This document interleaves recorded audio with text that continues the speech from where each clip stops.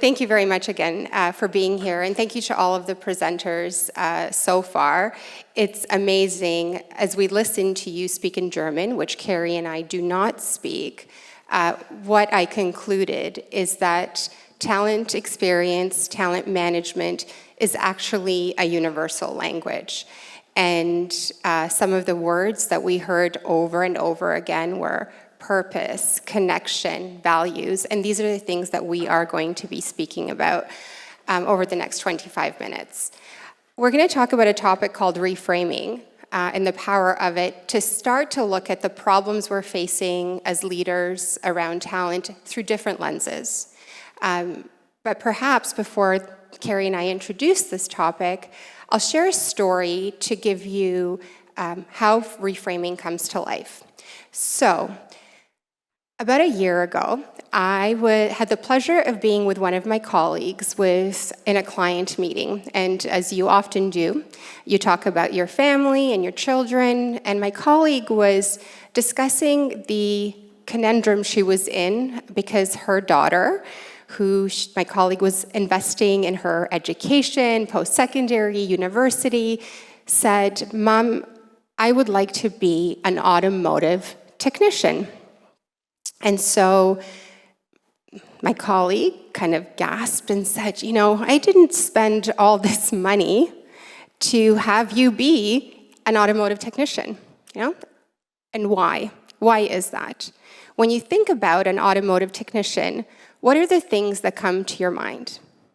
Likely grease underneath our fingernails, likely a position that may not have a university degree. And I listened to my colleague and I turned to her and I said, "You have it all wrong. You're thinking about this the wrong way. You're imagining the automotive technician to be the job of the past. It's your perception of it. When in fact, your daughter would be working on some of the most advanced technology on the planet." So we paused, we looked at each other, and I thought, there's something there. There's something there in just reframing the way that we look at today's problems. And so that led us on a path to explore, could reframing, just stepping from the way we see things, actually create new ways of solving for the problems that we've been trying to solve for decades, even centuries? So, when we change our frame, we can discover a new realm of solutions and opportunities. When we think about the auto technician as someone with grease under their fingernails, maybe not educated or as highly educated as a university student, we have a perception, a stereotype. But all we have to do is say, hold on, how might we look at that differently? To then say, our perception could be changed, or more importantly, our perception could be wrong. And so all reframing is the ability to adjust our mindset and view something from a different perspective. Carrie and I were talking this morning about travel and business travel and how it can sometimes be really hard on us, right? And sometimes we say, I have to do this. And then Carrie said to me this morning, she said, "But you know what? I thought about reframing and I get to do this. I have the opportunity to do this." How many of you exercise in the morning, right? It's so hard. I don't want to do it. But we have the advantage of being able to use our bodies to move. So it's just the power of reframing. And the question is, how do we use this in the business context to solve for our talent experience challenges? And it's hard because we have to admit that we might be wrong. We have to admit, as our client earlier talked about, that our offices are not wow, they're shit. We have to admit that there's a new expectation from our employees of what they want from businesses and us. And that can be challenging. But if we're prepared to be wrong and ask ourselves, how might we look at this differently, a whole new set of opportunities can be unlocked. So let's see what this looks like in action. I'm going to share some examples. Some are North American, and I'll provide the context because I know that this particular example in Germany had some bad publicity where delivery drivers were, having some fraudulent behavior. So let's dismiss that for a minute and let me talk to you about the concept. So a couple of years ago, our client, Amazon, was having a really difficult time attracting drivers. What is the perception of an Amazon driver? It's not generally a really prestigious job, right? It's perceived to be minimum wage. And it might not be something you're proud to say you do at a dinner table. Or it might not be something you're proud to say, to your cousins that live in a different country.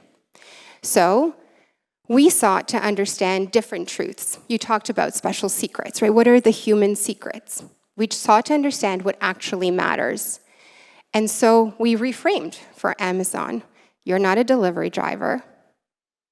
You are a business owner. What comes with business ownership? Freedom, empowerment, the ability to set your own schedule, et cetera, et cetera, et cetera. And with this simple notion of just reframing from, I don't say I'm a delivery driver for Amazon. I say I own my own business and I provide services to Amazon. It changes the value of that role. And so we went out and we campaigned and we did all the things that you would normally do to engage customers. We did this to engage employees. And at the time, it was New Year's, so everybody makes a New Year's resolution, right? I make them, break them 4 days later. New Year's resolution, run a mile a day. New York resolution, run your own business and become an Amazon delivery service partner. This campaign of just reframing from driver to business owner to partner generated 2 times the applications in that period of the campaign. Same environment, same culture, same geographies that Amazon was struggling with, one universal truth. I am embarrassed.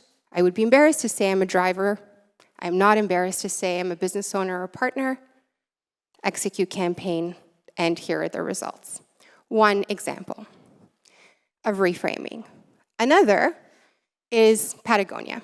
Right? Working at a retailer, a clothing retailer, has some perceptions around it. But Patagonia, and we've heard about it repeatedly this morning, has a greater sense of purpose. They're saving the world. And anybody that works at Patagonia is part of saving the world. And so it wasn't about selling their clothing. It was about educating customers. It was about being an environmental activist. If I work for Patagonia, I am an environmental activist.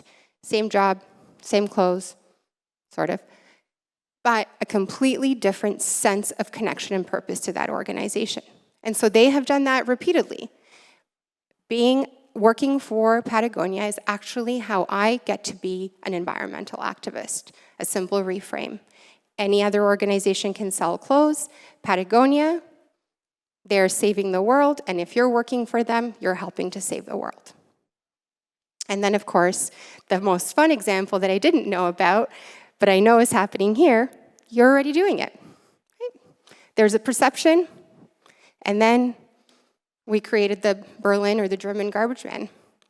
And there's fun, and there's excitement, and we're changing the perception. We're changing the frame. So, the question is, can we practice reframing to solve the problems we face today? You know these problems better than I do. This morning, I flew out from Cologne to here, and there was this brilliant installation from DHL. The delivery company is probably the size of that wall, and I thought, wow, they must have spent $1 million to try and attract customers. And as I listened and watched, it had nothing to do with customers. They were trying to recruit drivers and logistics professionals and pilots. And I listened and thought, oh my goodness, this is such a problem. I understood it, and then I experienced it this morning. And the question is, how can we use reframing to change the outcome?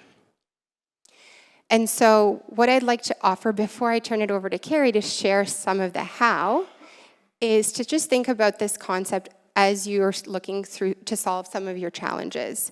If we just looked at the job description differently, if we just tried to unlock the secret or the truth about what matters to our employee, would we be able to get a different outcome? Thank you. Try. Clicker. I have both hands full. Let's see if this is working. Is this working? Great. Okay, thank you. As Morana was just saying, and we start to think about reframing, there's actually neuroscience behind that. When we reframe, if we get to versus we have to.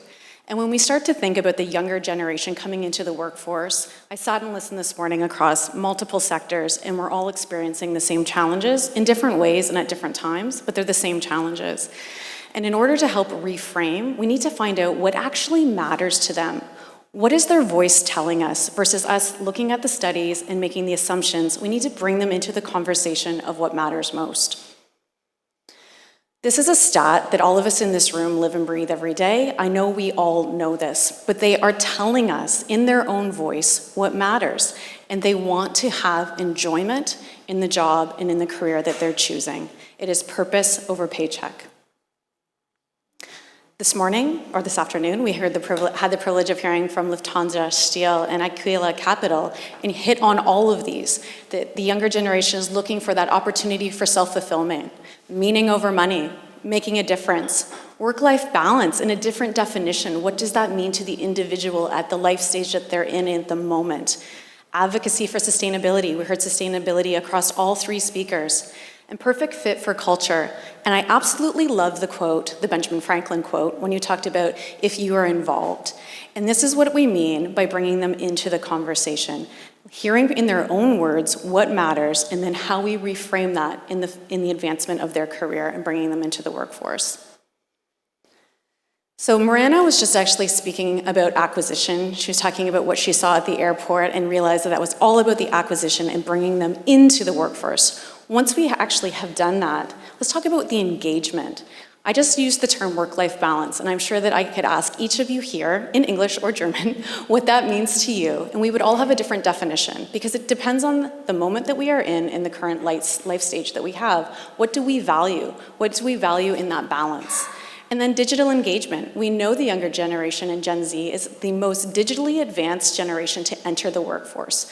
When we think about, as a customer, all of the touch points and all of the emphasis we put on digital enablement and digital transformation, what do we do for this employee base once we actually have them and they're working with us and alongside us? How do we keep them engaged along all of those digital touch points? And then the opportunity to advocate and stay connected. What are the communities that we're creating inside our virtual and physical walls that they feel part of communities, social groups? How are they actually feeling that sense of belonging?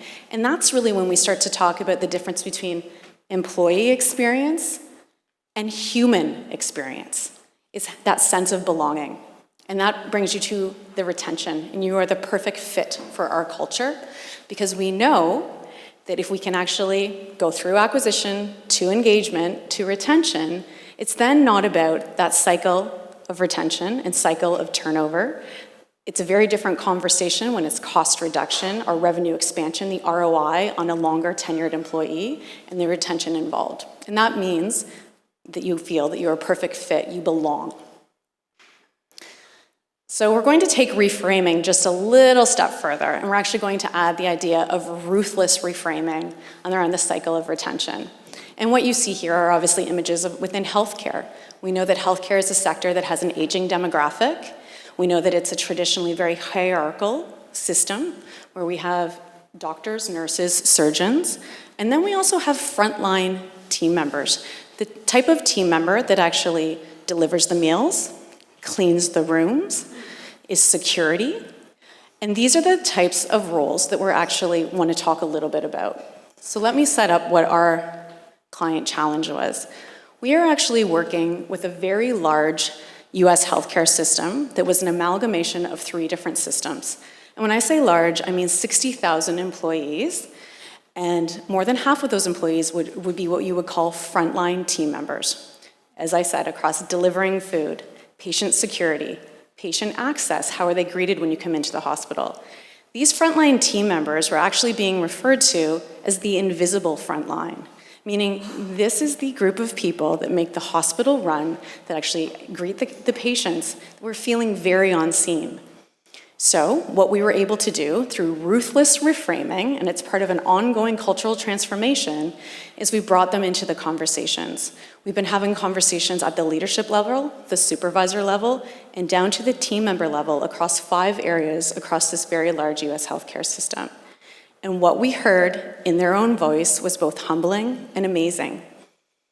They want dignity, they want respect, they want leadership, they want mentorship. These are conversations they've never been brought into before. They've never been asked, what would actually keep you here?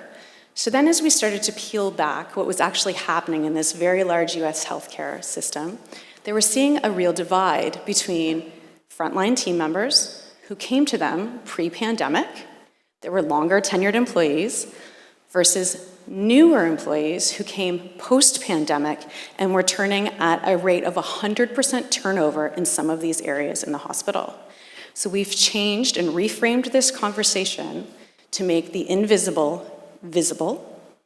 We've brought them in what we would call a co-creation, where we are having them be part. They are involved. They are part of the solution that involves leadership programs, mentorship programs.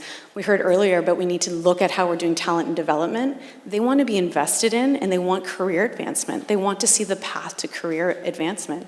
And already, they're seeing significant changes across the US healthcare system. And it's actually not a moment in time, and it's not being done in pockets. It's every person, every location, every time. Because the cultural transformation and the reframing means that it's a continuous cycle. It doesn't happen for a 12-month or a quarter, it's ongoing.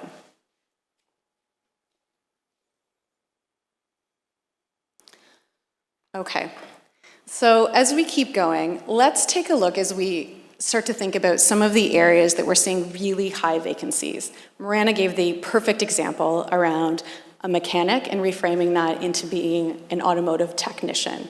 And across all of these sectors, and I know you're experiencing it here in Europe, specifically in Germany, we're seeing it in North America as well, high vacancies in these roles across these sectors.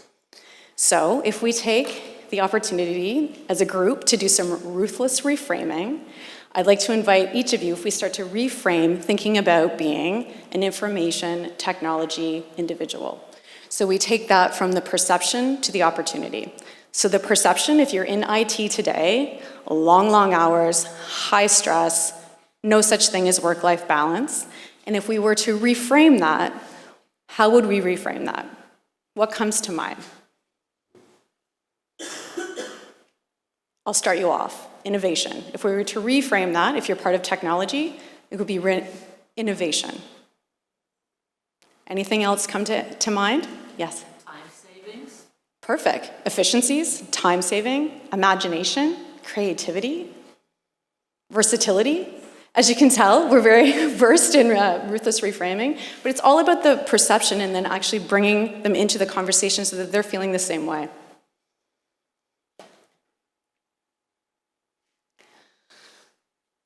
So as we think about this, we think about the so what, right? Versus find a job. It's find ways to make a difference, find your purpose, and find a sense of motivation and fulfillment.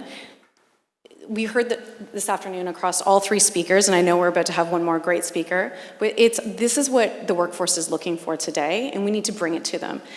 You had a great example earlier about interviews, right? It's now not us interviewing the candidate, it's the candidate is interviewing us. They want to understand our culture. They want to understand what's in it for them beyond the paycheck. We do have time for questions, if there are any.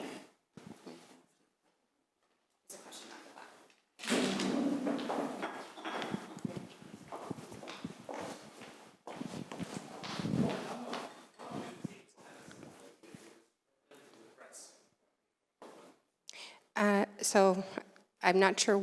Yes, it was a full media. That was a full kind of media campaign. So you would walk through the subway station and see, similar to what you see with DHL. So from concept to execution, about 6 months, but they had a big push toward the holiday season, right? Like right after the holiday season. So from concept to execution, about 6 months. Yeah. But Amazon, has resources in ways that maybe all of us don't. And so with resources and, good partners, you can move fairly quickly. And there was obviously a tremendous need. Yeah. Thank you so much. The reframing is, I think it's an amazing approach. But what we see lately, since last year, maybe it's just a thing in Germany, but we do a lot of interviews with young people. And you're right, like 2 years ago, it was a lot about purpose. But at the moment, we see that young people also are looking for stability, for money, because here in Europe, we face 2 wars around the corner. We have inflation, and a lot of young people have fears for the future. This is something we see more and more. So we see also that there's another shift of values coming in, and this is also something we saw in the votes a couple of weeks ago here in Germany. So, all those models are really agile, but this is also something, maybe this is an open question to discuss later, but how to have also the aspect of political circumstances when it comes to the needs of our target groups. Europe has been very stable for a long time, but at the moment there's a lot of change coming up. Yeah. So first, let me acknowledge that while there's some very distinct political differences between the continents, what is universally true is fear of uncertainty, stability. We had large technology clients that did 8-month layoffs, and it wasn't, so the way that the layoffs were done was on Monday morning, the first thing you would do was open up your computer and see if you were employed or not. And this happened for 6 months. So imagine, every Monday, the first question, that feeling of fear and anxiety. And so very different from a war. Wars happening, the geopolitical issues, but very much the same theme of uncertainty and stability. And I think you use the language fluid and agile. The ability to reframe and be really connected to your employees and to understand what is their universal truth or fear or anxiety or opportunity or inspiration right now in this moment actually enables you to react better than someone else. So for instance, if an organization is so deeply in tuned and they know that right now it's about stability and uncertainty, then we start to think about, we can't promise that you will not have we can't promise that you won't have a job, that you will have your job 6 months from now. But what can we promise? Can we promise that if you are out of a job, that we will treat you with dignity and that we will provide some sort of transition? In the US, very different from Canada, every state has different laws around severance. There are some states that are considered at will, meaning that if you lose your job in that particular state, like the state of New York, the company has no obligation to pay you any severance whatsoever. The organizations that are winning are saying, I don't care what the government, what the policy is, what the law is. What is the right thing to do for the employee? And so the at-will states, the companies that are winning are the ones that are using that to their advantage.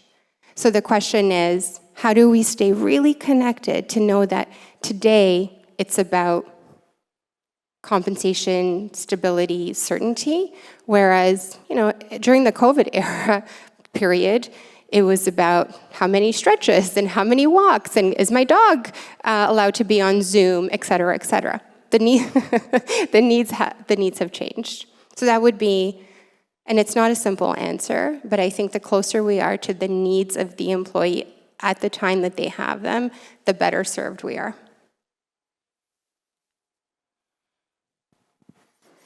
Yeah, thank you. Very great presentation. One question or one comment first. So I think reframing is very important. What you also mentioned regarding the emotions, especially in attracting talents, but also later on, very important that you fulfill the promises.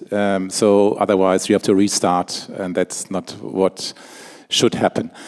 Anyway, my question was more regarding the Gen Z. So you also did some research, I think, on this, because we also receive applications from all over the world and have sometimes feelings that, or I think it is more a Western thing with Gen Z, because we also have applications, for example, from India. And my observation is a bit different. So you cannot generalize the Gen Z. That is a worldwide phenomenon. So for me, it's changes in the countries itself. I agree. I don't know what you think about it, what observations you have, but it would be interesting to know. Yeah, so I love Carrie's comment. So one of my favorite quotes around this topic is 1,000 years old. And if you Google it right now, if you just put in the children of today, and it starts something like, the children of today, they're so entitled, they don't listen, they revolt against their parents, blah, et cetera, et cetera. And do you know who wrote it? Socrates. And so there is this perception, right, that the children of today, we were the children of today, and our parents were the children of today. There's always the children of today. And the children of today are always rebelling against the cause, and they're not hardworking, and et cetera, et cetera, et cetera. And that is fundamentally not true. So we subscribe to the same idea of you. Research and these kind of general trends are important, but they are not the answer. We have Gen Zs, we have Gen X, we have that have similar expectations to the millennials of today. So I actually think when we look at research, there are some cultural differences. Like, for example, we were talking about this morning in Canada. My daughters that are in grade 5 would never get on the public transit. Sylvana has been putting her children on public transit for, I don't know, years. So there are some, and what that means for children is that my children, I hope to God not, do not invite me to their interview, but that kind of cultural over-indexing and over-protection, I do think creates some cultural norms. But I would say the most important thing is to understand first, what do you stand as an organization? Like, what is my promise to my customers? What is my promise to my employees? And then once you understand that code, you go and attract that talent. That's it. Everything else, I think, is trend. I think it's good, it's useful, but to generalize that all generations are the same, I think that's when we start to get into trouble.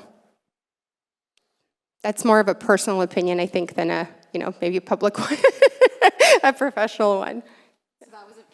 That was a very robust answer, so there's nothing I would add specifically to that, other than some of the language that I heard today, and I'm fortunate enough that this is actually part of my job description, is to talk about the human experience, and that takes away the generalities, right? So we can look at the quantitative studies, and then we can have qualitative conversations, but it really is about the human experience and where they are in their life journey at that moment in time, and what they're looking for and what's of value to them, if it's stability and compensation, but is that balanced with the values and purpose they need to find.